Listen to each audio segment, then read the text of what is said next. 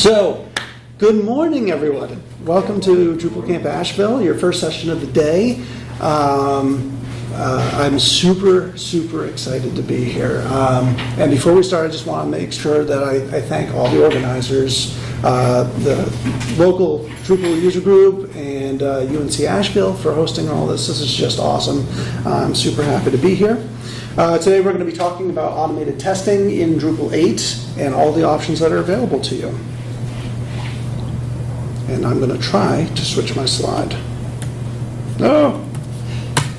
What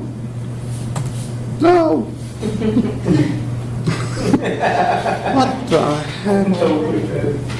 Okay, well, how about we just do this? Okay. So, my name is Erich Beyrent, and I'm a senior Drupal developer at Bioraft. Bioraft is in Cambridge, Massachusetts. We are the market's premier leader in software for researcher safety, compliance, and training and tracking. So what that means is that we provide solution, which is Drupal-based, for researchers so that they don't get Ebola, or they don't turn into zombies, or they don't accidentally expose themselves to harmful chemical or biological or radiological materials. We do chemical inventory tracking, we do hazardous waste collection and tracking, all sorts of stuff, and it's all done in Drupal. It's a giant Drupal platform, which is really cool. I have two really cool things that I'm super proud of. Last month, I had two large events happen. The first event is I moved from New Hampshire to Holly Springs. So I'm a new North Carolina resident. Super excited about that. I've lived in New Hampshire for 33 years, and it was time for a change, so now I'm here. And this is my very first North Carolina event, and it's nice to meet my new Drupal family. The second really cool event that happened is I hit my 13-year anniversary on Drupal.org. I started using Drupal back on 4.5, and I threw away because it was rubbish, and switched over to WordPress, and I used that for a little while, and then I kind of went back to 4.7, and I used that for a little while, and then threw it away because it was rubbish, and then really started using Drupal in Drupal 5, and that's when I started making my living writing Drupal and working with Drupal and contributing to the community, being a part of the community. All my information is there. I have a bunch of modules that I've contributed. I help out on the Drupal answer pages. I help out on documentation. I speak at camps, and I've spoken at DrupalCons before. So all my stuff is there on LinkedIn. You can see all my presentations and whatnot. So when we talk about unit testing, and this has happened to me a couple of times, you start off in a new job or whatever, you get a new project, and you write some code, and invariably somebody on your team or your boss is going to come up and say, well, what'd you do for testing? Where are your tests? And the first thing that usually happens to me is panic, like, crap, how do I write a test? So for a long time, in Drupal 5, Drupal 6, Drupal 7, I wasn't writing tests. I wasn't writing any automated tests whatsoever because simple tests was kind of a nightmare to run in Drupal, Drupal 7, Drupal 6. So some of you nodding your heads, if you haven't had the pleasure of writing and arguing with and figuring out how to write a simple test in early versions of Drupal, you really haven't lived. It's really that kind of a special type of thing. And so, we've got our badges of honor here. We got our war wounds and our scars, and then we said it's not worth it. It's not worth it. So about 5 years ago, I was working for a company called Pearson Education, and we had a platform that was written in PHP. It was very old legacy code. I think it was running on PHP 5.1 or something like that. We couldn't even upgrade to 5.3. It was just so much code. And we decided that we were going to rewrite the entire platform using Symfony and Zen as our background. And we started writing unit tests for everything. And sure enough, my boss said, hey, we need to start having tests for things. And I said, crap, I don't know what I'm doing. I've never done. So I spent a lot of time figuring out how to write unit tests. And we had a whole suite of unit tests. And they were awesome. And then I moved to Bioraft. and we started porting our application to Drupal 8, our platform to Drupal 8. And the first thing that we said, every single piece of code that we commit has to have automated tests. If it doesn't have an automated test, it's not going to pass. It's not going to get through to the end of the sprint.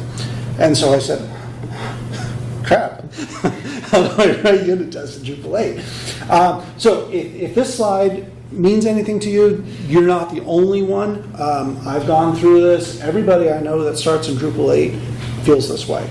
You don't know where to start. You don't know how to start. You want to start, but it is intimidating and it's daunting. So what we're going to talk about today is why we should be writing automated tests, the types of automated tests that are available in Drupal 8, and these are the tests that we're going to be talking about. We're going to be talking about unit tests and kernel tests and the different types of functional tests and behavioral tests.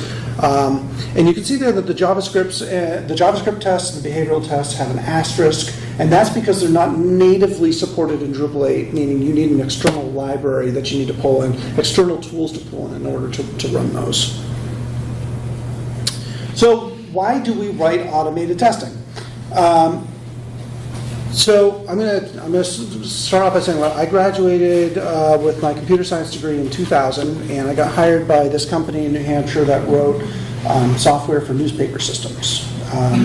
So our software was running like the Houston Chronicle and several other really large websites. We're running it here at the Gannett offices, Asheville Citizen Times. We're running public access. You're kidding? Okay, cool. Great system. Well, at the time it was Java.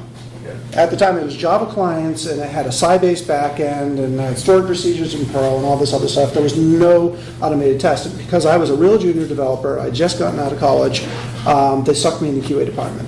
And my job was to manually run through these test plans.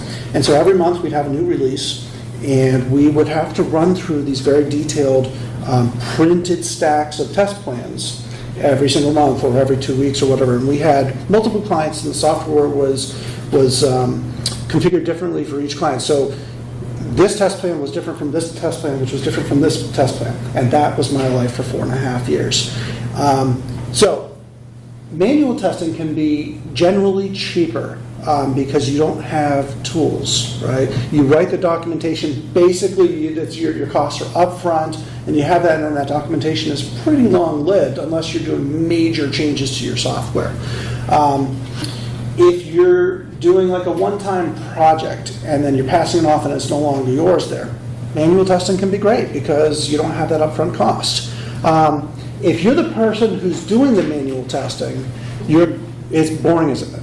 Yeah, it is really, really boring. It's tedious, and you have to have a real love for doing that. I often say that that's 4.5 years of my life that I'll never get back. But I did learn a lot. I learned an awful lot that I hate manual testing. And I think most of the developers do also hate manual testing. We'd rather code, right? We'd rather build stuff. We'd rather style things. We'd rather pass it off to somebody else and let them find the issues. And then we'll go track it down, right?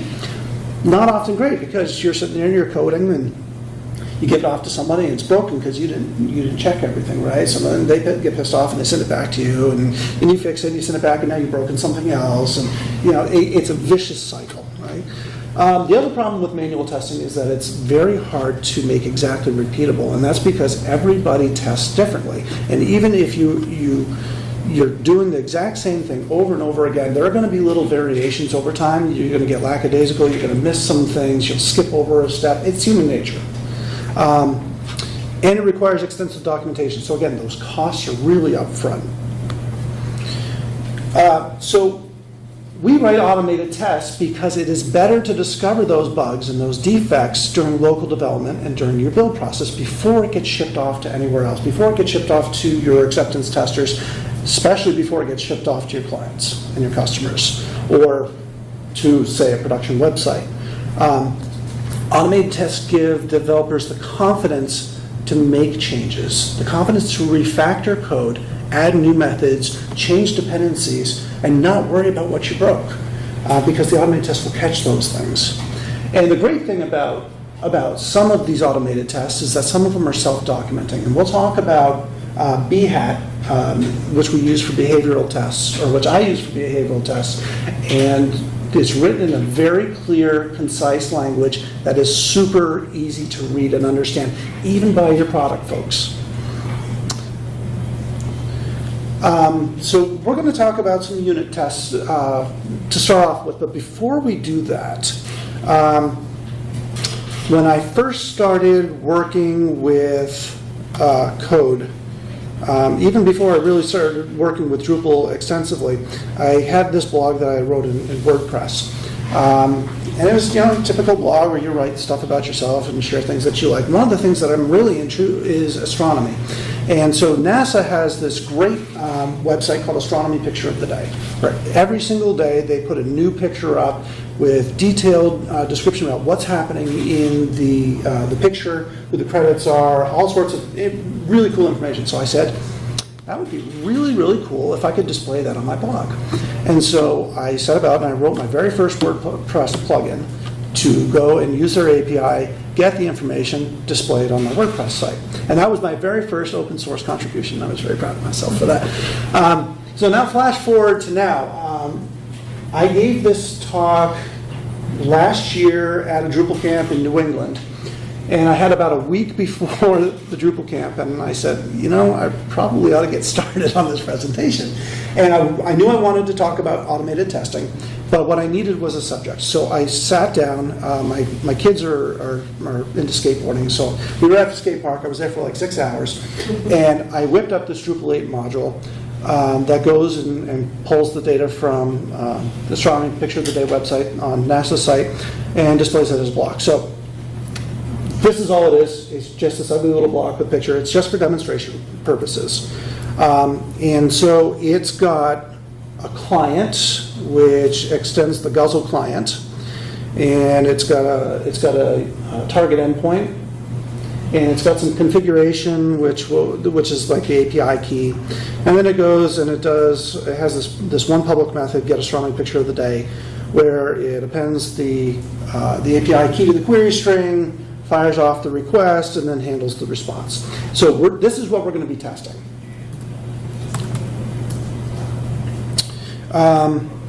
So unit tests are meant for testing individual methods as discrete units. That's why they're called unit tests. They're atomic. Each test runs by itself without anything else, without an underlying system.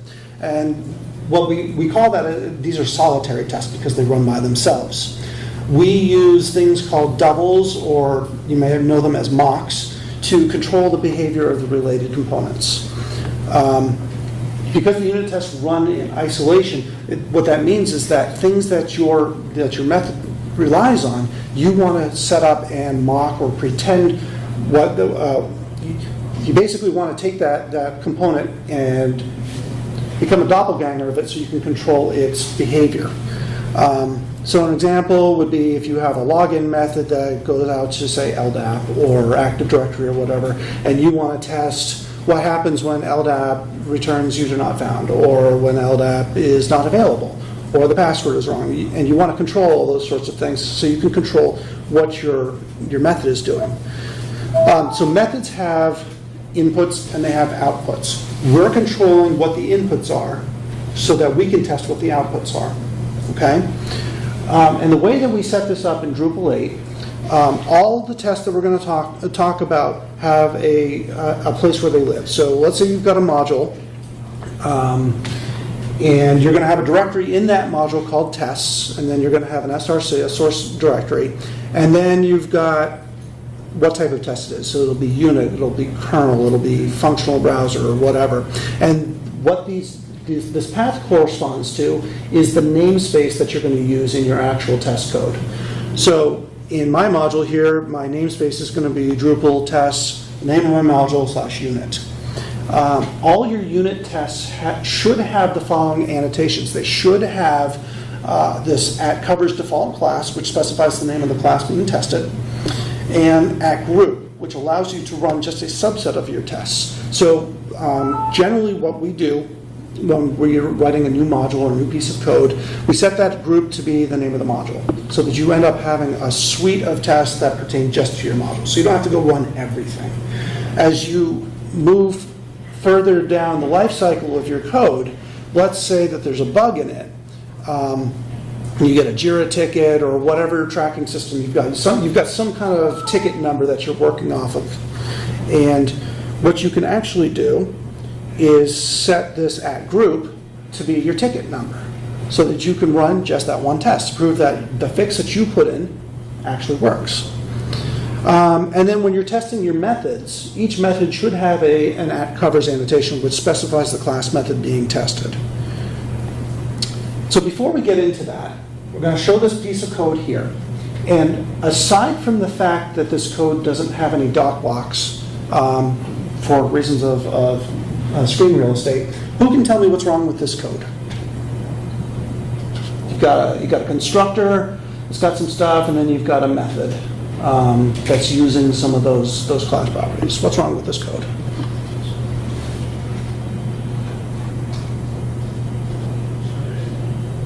Anybody? All right, the problem with this code, and you're going to see this a lot in Drupal 8, especially in contrib modules. You won't see this in core so much, but if you're just starting with Drupal, you'll see a lot of blogs online, you'll see examples online, and it'll do this sort of stuff in the constructor, where you set up some class properties and you hold those objects. No dependency injection. Bingo. There's no dependency injection. Who does not know what dependency injection is? Okay. So dependency injection is when your code relies on something outside of its class. That's called a dependency. So in this case, this code depends on having the HTTP client. It depends on having an instance of the Drupal logger and an instance of config. The code won't work without that. So what we're doing here is we're grabbing it right from Drupal static methods, and that's great until you want to test this. This code is untestable because we can't control the behavior of those dependencies. So dependency injection is when you pass those dependencies into your class. And unit testing depends on dependency injection. Does that all make sense so far? So what should that look like? Instead of pulling those dependencies out of the Drupal static methods, we should be passing them in as arguments to our constructor. So in our constructor here, we're passing in an instance of the client interface, an instance of the logger channel factory interface, and an instance of the config factory instance. Those are our three things, and we're passing them into this class so that we can be used rather than generating them on the fly. And because we're injecting the classes, that means in our unit tests, we can create mocks of each of those services and we can control their behavior and test what our method is doing. So, whenever you're writing a unit test, you're going to write mocks for these services. And there are lots of different ways in Drupal 8 to create mocks. There's different methods, different frameworks. Out of the box, PHPUnit supports creating mocks. Calling this get mock builder class. Prophecy is another library that is supported natively in Drupal 8. We use that extensively and almost exclusively at BioRaft. It seems to be the way that everybody's moving, but there are other third-party libraries like Mockery. You can pull in Mockery through your composer.json and use that if that's something that you're more familiar with or more comfortable with. So how do we run PHPUnit? Let's say you've already got your tests written. The way you run is you cd into your web directory, and then you go up a level in the vendor bin PHPUnit, and then you pass it what your config file is. Now Drupal 8 ships with this phpunit.xml.dist file. Okay, and that's got a whole bunch of configurations that control how the test is going to run. So there's two ways to do this. You can either use the core one, and then write some like export environment variables to set up things, or you can make a copy of that phpunit.xml.dist, call it whatever you want, and set up your things there. That's a much better way to do that. Just make sure you don't commit that anywhere to core or whatever. You tell it what test suite you're using. So in this case, we're running unit tests, and then you pass a group. And so what happens is this is going to go through and it's going to look for all of the PHPUnit unit tests that have a tag that you supplied. So, sir. So where do you recommend having a copy? So that would be like my PHPUnit.xml.dist. where would that be? Where would that live, and would you commit it to your repo? I would definitely commit it to my repo. You can commit it up at the root level. Any place where you've got your custom files. So there's some other configuration files that we'll talk about. So easiest place is just put it at the root of your document, root of your project. So. Yeah, good question. Root meaning Root Docker or whatever? In the web root. So where vendor is. All right. So this is what that file looks like. The things we care about down here, and for unit tests we don't really care about these things here for the kernel tests and the functional tests. And these are some of those environment variables that I was talking about that you need to set. We'll talk about that a little bit later, but this is basically what the file is. It's just an XML file. Our unit test looks like this. So here's our namespace. So this lives in that directory that I told you about. It's got a bunch of use statements. And what we're going to do is we're going to extend Drupal core's unit test case, which sets up a whole bunch of class things that you can then build off of, so you don't have to keep rewriting the same things over and over again. And if you find that you're writing the same things over and over again, create your own class that extends a unit test case, and then have your tests extend that instead. Bless you. So we're going to set up some class properties here, some mocks that we're going to need. We're going to need a mock HTTP client, a mock logger factory, and a mock config. And we're going to set those up in the setup method. So the setup method gets called at the start of each test method. So PHPUnit will go and it'll say, oh, we've got this test constructor method. First, I'm going to call setup. And it will do what it needs to do. And it'll finish its test and it'll go to the next method and it'll call setup again and again and again. So what I'm doing here is I'm taking this HTTP client and I'm calling the prophesize method on it. So it becomes a prophet, which means that it's a double, it's a test double, it's a mock that I can then control. Some things that I'm doing, and I'm doing the same thing with the logger factory, and I'm doing the same things with the config here. So what this is saying is that when you call the get method on my mock config, and you tell it you want this API key, I'm going to return this set value here. Because this is a unit test and it runs in isolation, we don't actually need any correct values. It doesn't matter what you pass in, right? Because it's not actually going to make a call out to that external service. And then when I call apod.api config on get, on the mock config, I'm going to return this mock config object. Okay, so what does that look like?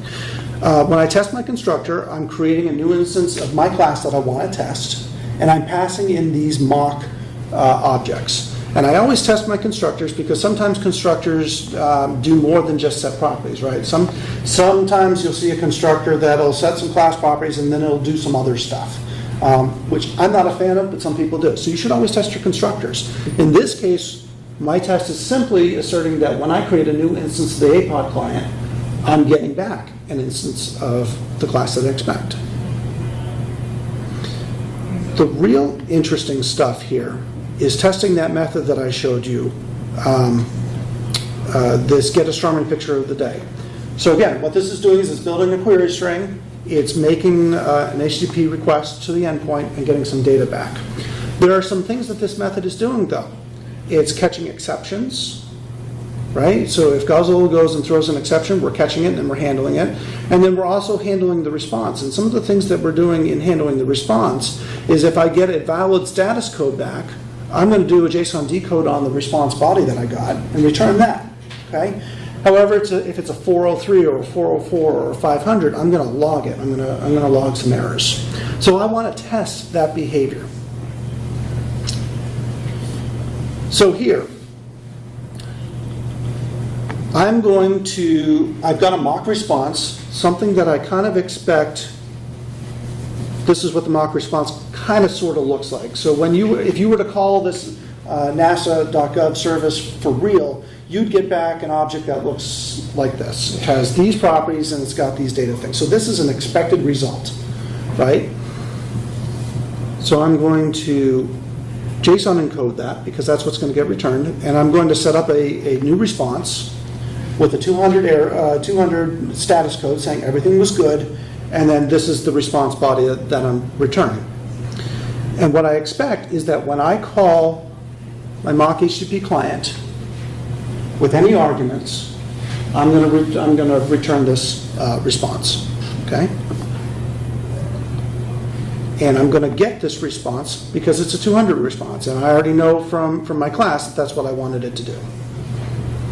However, we also want to make sure that none of the error handling stuff fired. So we're saying here that there should the warning on the logger, the warning method should not have been called, error should not have been called, info should not have been called. Okay? And here, down here, is where I'm going to go and test all this stuff. So I call my get astronomy picture of the day, which already has its mock objects. I'm going to assert that it gave me back an object, an instance of standard class. And then I'm going to check that that object has some attributes. It has a title attribute, and it's good. The content title is foo. And again, this is my mock object. So does it have a title property? Yes. Is the title set to foo? It sure is. So let's go ahead and run this.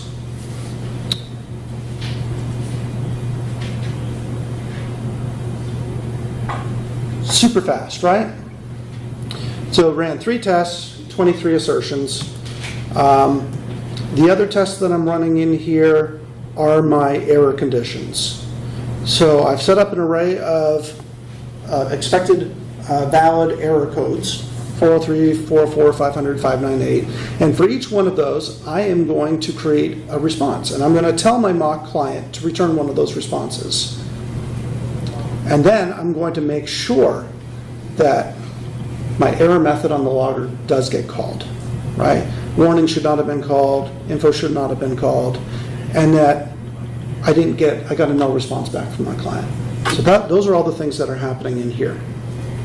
Now, what happens when something goes wrong and your test fails? Let's say, since that one test was looking for title to be set to foo, let's change that to Drupal camp Asheville. And let's go and run our tests. Is this going to pass or not? It shouldn't, right? Because the test is expecting the title is going to be foo, and instead it's going to get something else. Sure enough, there's our failure. It tells us what failed, and it tells it why it failed. And it even tells you exactly what line it failed on. So you can quickly go in and figure out what's going on wrong with your tests. Does that all make sense so far? Okay.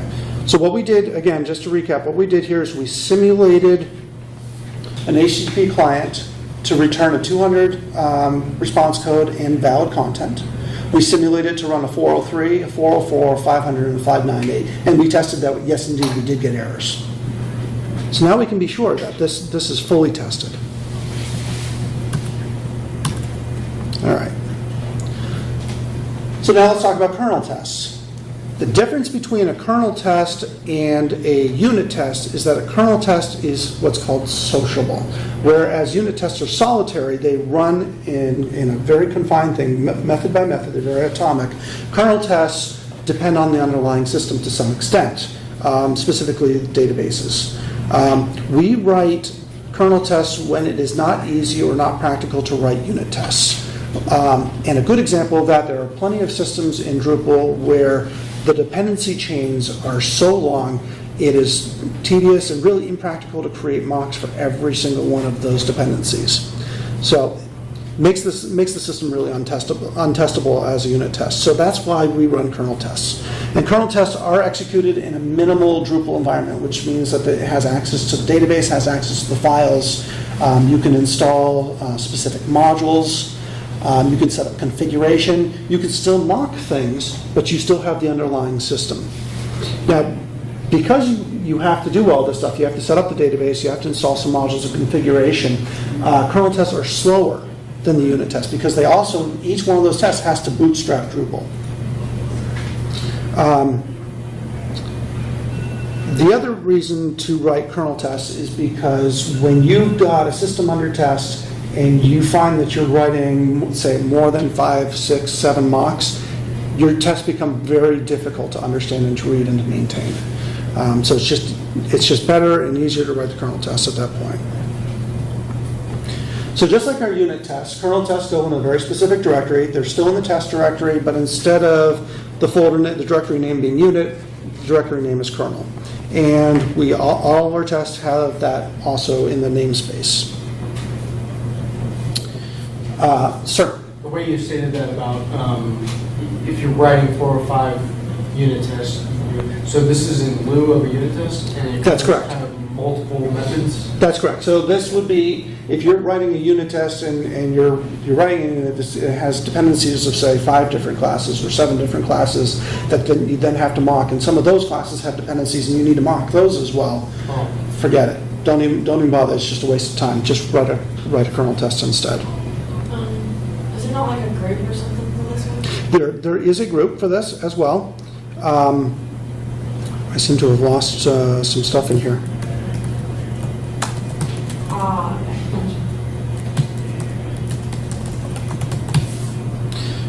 So yeah, it has the exact same flags. Test suite is kernel this time, and the group is the name of your module. So in this particular case, what does our kernel test look like? It's functional, functional, functional.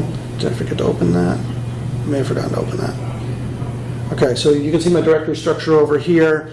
We're in my custom module here. There's a source directory. There's the tests, source, functional is what we want, and then here's our kernel test.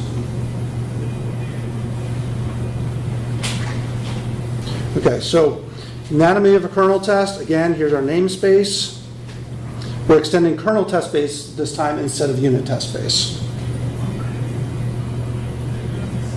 And then we're going to set up some modules that we need installed in order for this test to run. So we already said that what this module is doing is it's going out and fetching some data from NASA and it's displaying it in a block. So we know that we need the system module, we need our strong picture of the day module, we need the block module, and we need the user module.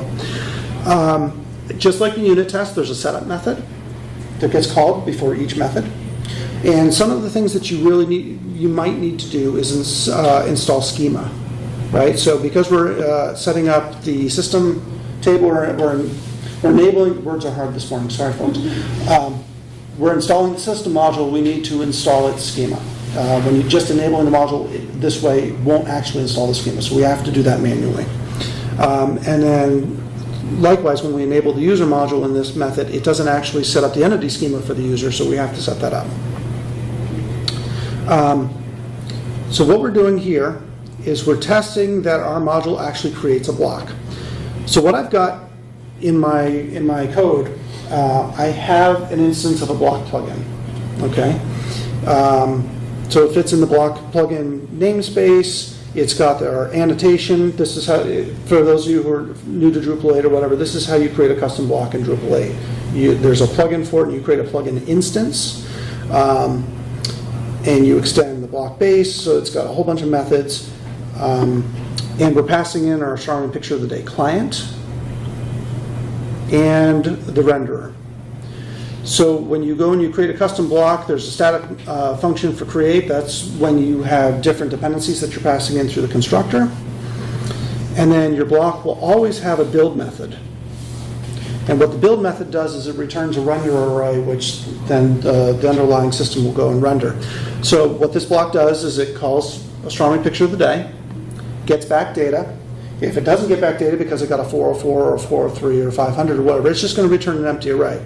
Otherwise, it's going to take the image URL and the title, and it's going to create an image using image cache, and then it's going to stick that into the block render.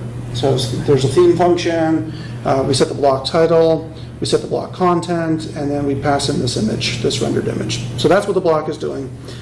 As far as our test goes, we're testing that when we enable our custom module, that it actually does go and create that block. So we get the block manager from the Drupal container. We look, and then we assert, we make sure that the block manager actually has the block that we're looking for. It has that block definition. And all that happens when you install the module. So now we want to do some things like we want to test the actual behavior of the block. If I get an error, I expect that my block to be empty. Okay? So again, I'm creating a prophet of my HTTP client. I'm saying that when I call the astronomy picture of the day method, it's going to return null. Now we just saw in the code that when it returns null, that method is just going to return an empty array.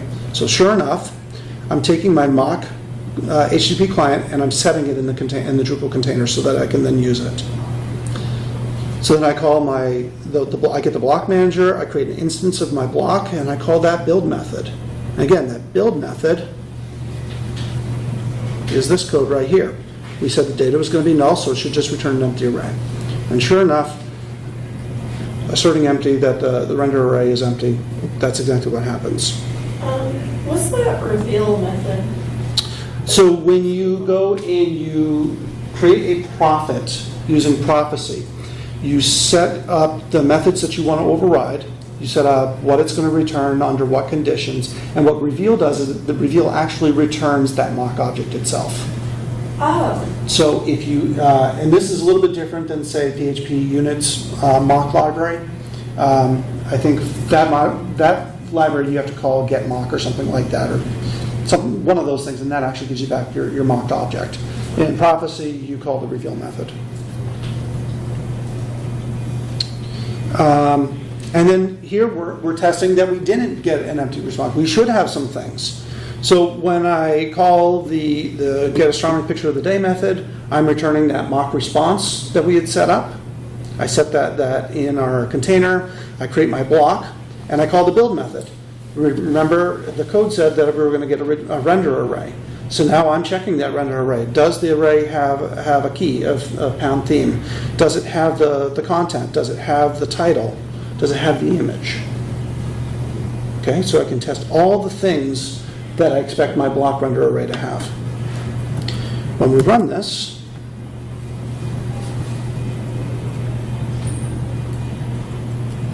again, this is going to take a little bit longer because it's got a bootstrap Drupal. Not tremendously longer because this is a very small site. But then it runs through those tests, and again, everything passes.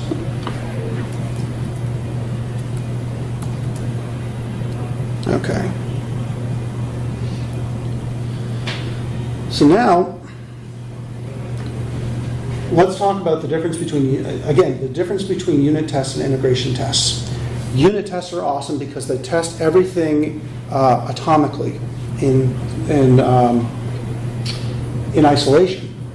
What happens when you've got a lock that you've tested and you're like, yep, the bolt swings through, everything works great, and then you go to integrate it with the door? Guess what? Your integration test failed. You can see the same thing with the cabinet drawers there. They look beautiful. They put the handles on there. The slides are great. And then you go and integrate it, and whoops, now you got to fail. And we won't even mention what's going on with the urinals there. So this is the difference between unit tests and integration tests. Unit tests are awesome because they're fast, they're cheap, they're easy to write. You can make sure that you know what's coming in, what's coming out. But because they're solitary, there are other things that could break when you integrate that code with other pieces of code. So what that does, unfortunately, is it lulls you into a false sense of security.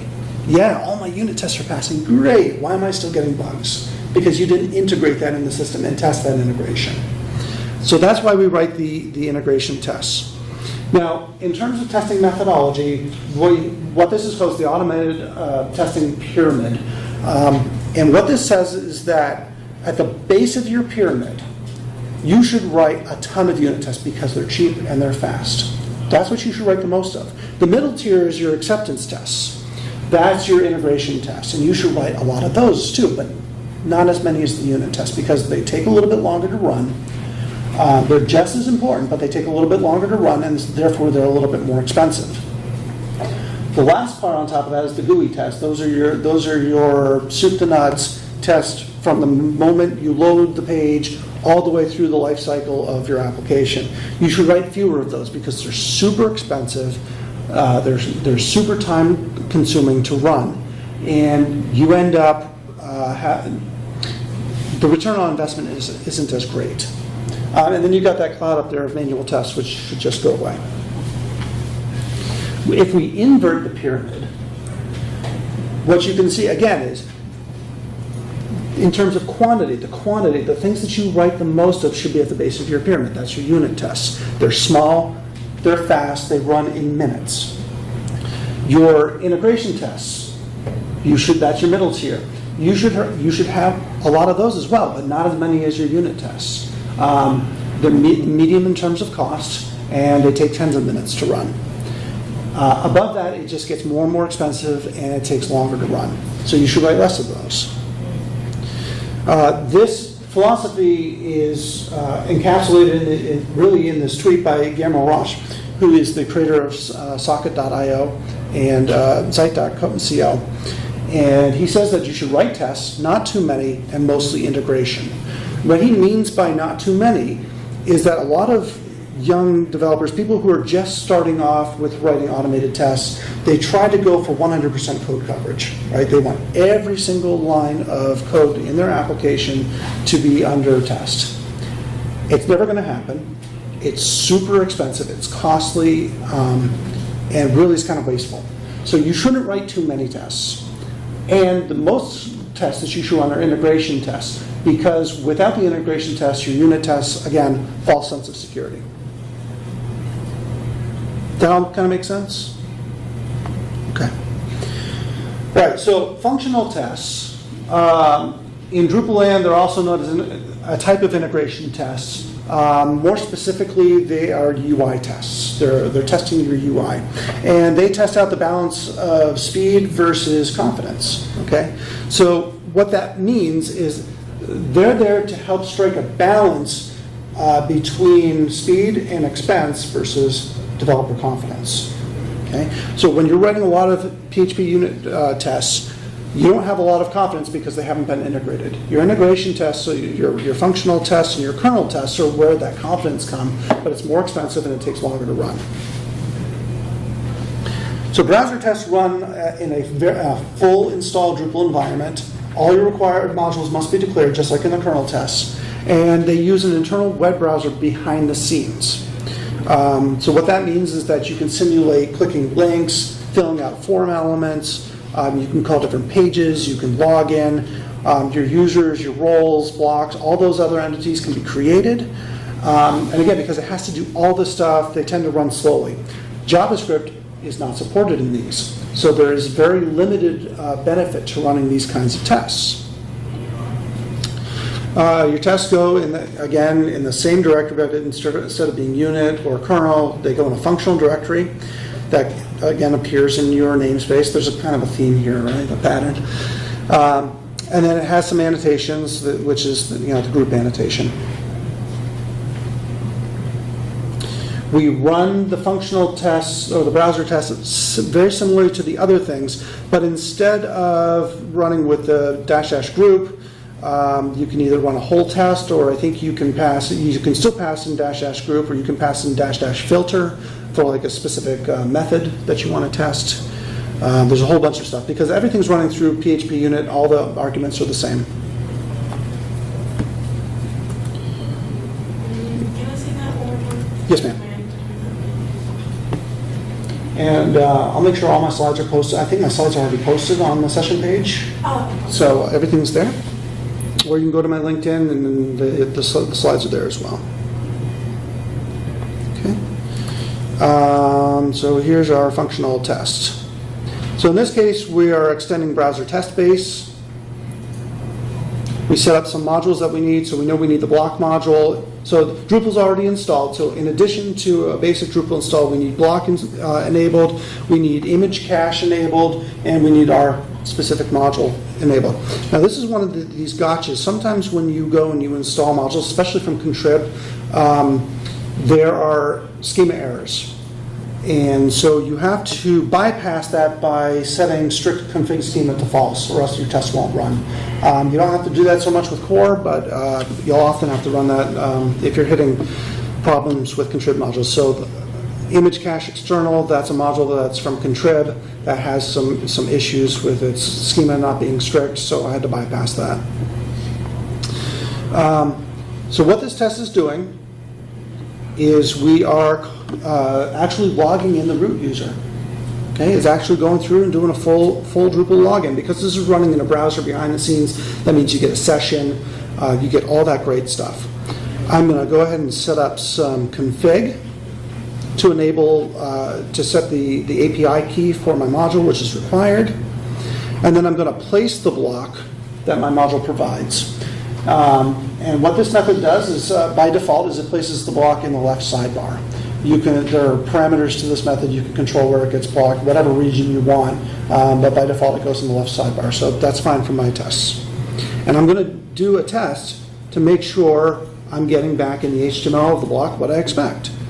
So when I go to the front page, I expect that I'm going to get a 200 status code back. I'm going to assert that my astronomy picture of the day block is there, so there's a div with this ID. I'm going to get the page from the session. I'm going to also look for CSS selector. Within that block, I'm going to look for an H2 because that's my title, and we can verify that by looking at this, inspect this in our console, and lo and behold, yep, title is an H2. I'm going to make sure that I have an image in the block content, that it has a specific class name, and then I'm going to look for the description, which is in a p tag, and make sure that that description is not null. So again, the very thorough test. We want to make sure that when our block is displayed, it has the elements that we expect. So let's go ahead and run that.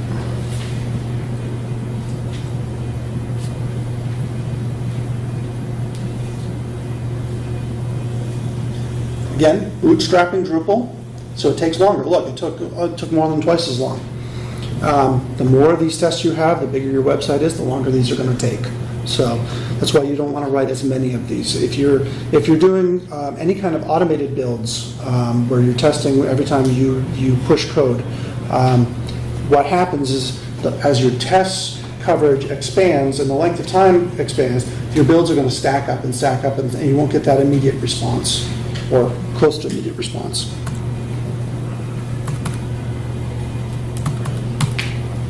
All right, what's next? JavaScript tests. JavaScript tests are like functional tests, but they support JavaScript. This information on here is valid up to Drupal 8.6, which is still in dev. So the way that these work, up until Drupal 8.6, is that they require Phantom.js, which is an external library that you have to go and install. Phantom.js is like a browser daemon that runs. It's headless, so there's no UI. Problem with that is it's very tedious and frustrating to debug when things go wrong because you have no interface to see where is it failing. If you want to actually debug this, you actually have to run it through a debugger in order to figure out what the test is seeing when it's hitting that failure. It's a pain. I don't use this at all. Some people can, if you want to do it or somebody tells you to do it, go for it. I don't see a lot of benefit in this. There are much better tools that we'll talk about. So again, these tests, they go in a directory called functional JavaScript. Functional JavaScript goes in your namespace, and you've got a group annotation. So again, it takes Phantom.js to run, uses a full Drupal installation. You can use this to test Ajax functionality, which is cool, but there's no UI, and debugging occurs using a debugger and swearing and alcohol. So here's how you run Phantom. You have to install it first. There's some instructions there. Again, you can download my slides on the session page. You run Phantom, and that runs as a daemon in another window, and then you run our tests. So let's go ahead and do that.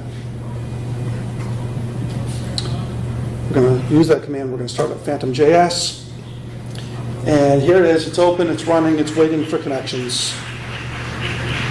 And we're going to go ahead and we're going to run our test. And we know this is running because we can actually come back and kind of watch and see what Phantom is doing in the background. Okay? And all of our tests pass. What does that test look like? Test that our block exists. We loaded the page. We went to the front page. We tested. We made sure that our our divs are there, make sure our titles are there, so on and so forth. And one thing that you can do with this is pretty cool, is you can actually create a screenshot. So when your test passes, you can create a screenshot, which is really helpful for doing things like automatically generating documentation. Okay. Are there any tools that you would recommend use for boilerplate code? Yeah, so Drupal console actually on the command line does generate a bunch of stuff for you. It generates classes, it can generate test things for you. Really good stuff. And there's tons of examples in core that you can just kind of copy pasta. All right, we're running out of time, so I'm just going to go a little bit quickly. So Drupal 8.5 adds support for JavaScript tests using WebDriver instead of Phantom.js, because Phantom.js is now considered abandonware. So, in fact, Drupal 8.6 deprecates Phantom.js in favor of a different tool, which we're going to talk about. So this is how you would do it with Selenium and WebDriver. You just have to set up some different environment variables, and then you run it. You run the command a little bit differently. Again, I don't see much point in doing this because there are new tools that are coming out in 8.6. Specifically, one called Nightwatch.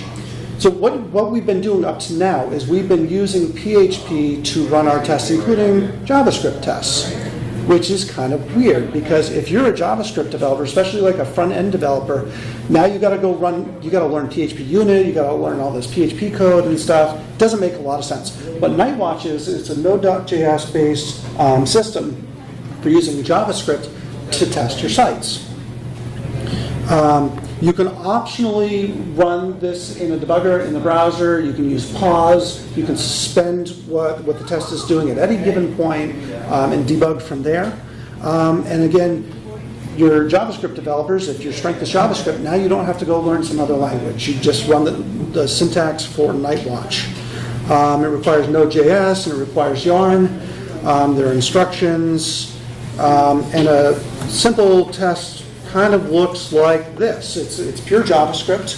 It installs Drupal. There's an uninstall Drupal when it's done, and then it's got some steps. So when I go to the front page, I assert that there's an element, a div element there, so on and so forth. Very time for it. Moving quickly, because we're really kind of running out of time. BHAT tests. BHAT tests are where it's at. BHAT tests are written in a language called Gherkin, which is human readable. It's self-documenting. It runs in a full local browser, whether it be IE or Firefox or Chrome. Debugging is super simple. And the cool thing about Gherkin is that it becomes a point of discussion between your developers and your feature owners. So your feature owners will say, hey, I need you to build X, Y, and Z. You say, I'm going to take this X, Y, and Z and I'm going to convert it to Gherkin. And now you can kind of converse in this shared language, if you will. You bring in BHAT using composer.json, you pull it in as a dependency, you run it out of the vendor bin, there's a bhat.yaml that sets up some config. And what do the tests actually look like? A BHAT test is human readable. So it has a background, so given that our module is enabled and these users exist in the system, and BHAT will go and create those users on your behalf, then you can set up your scenarios, which sound a lot like user stories. So ensure as an admin user, I can configure the module. So given that I'm logged in as a user with the administrator role, and I visit this config page and I fill in the form and I press save, I should get a success message. It's pretty easy, it's user readable, and it documents how your application works. Given that I'm logged in as Dries and I go to their home page, yeah, I should see a block with my astronomy picture of the day div there. When we go and we run this,